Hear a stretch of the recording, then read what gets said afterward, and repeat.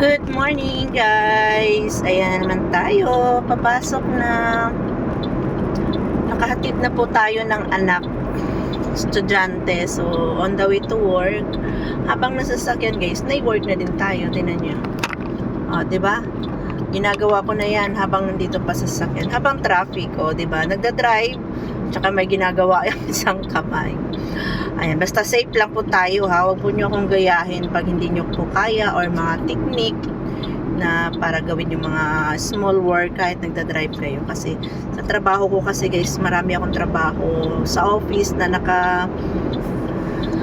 naka-intact sa akin araw-araw. Pero hindi naman siya always, lalo na pag may mga may mga delivery. So need ko talagang paspasan na trabaho. Kasi dalawa ka lang kaming staff sa office. So need ko ang doble ng diskarte. Kasi ayoko din kasi matatambakan ng trabaho mga madam, mga my loves. Dahil sobrang nakakapagod pag natatambakan ka ng trabaho.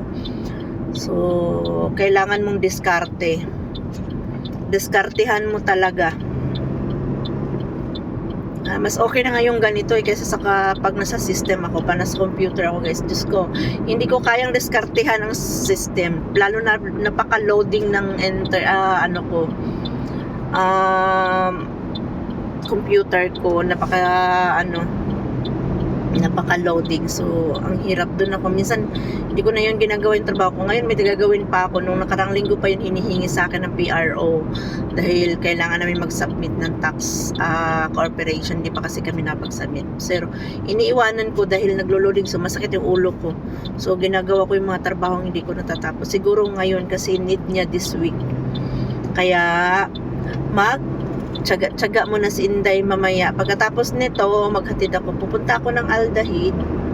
Pagkatapos ng Aldahid, back to Dubai ako. Pagkatapos ng Dubai, pupunta ako sa garahe. Dahil, nasira yung sasakyan namin kahapon. Ito namang ginagamit ko, nasisira. Hindi, nag-overheat lagi kasi may leak yata yung ng tubig. So, before ko sunduin si Barry, gagarage muna tayo, pa-check natin yung sasakyan kasi ang hirap kasi pag nasiraan tayo guys, baka bigla tong mag-overheat, mag-apoy. So need natin ang mag-double check sa sasakyan kasi sasakyan din to, napapagod din sila, no? Kaya need natin check up ng sasakyan mamaya. So baka na din, kailangan na rin magpa-change oil. So need nating dapat ngayong umaga, kaso kailangan ko may tapusin ako dito. Tapusin ko muna to, maghakot ng stocks dahil sobrang init. Dahil ako din mag-loading and unloading, magkarga at magbaklas. So need kong i-deliver muna to before ko tapusin lahat yung magpapaayos na sasakyan, tapos magsundo ng anak ko, tapos ng encode, yun nga, mag-filing, magawa ng Excel sheet. So mamayang hapon na yun. So, kailangan natin ingat. Thank you Lord for the guidance. Thank you Lord for the love. At lagi tayong magpapasalamat sa ating Panginoon. Dahil siya lang po ang nakakaalam sa lahat. At ipag-pray natin bawat araw, bawat pagpasok ng mga biyaya sa ating buhay.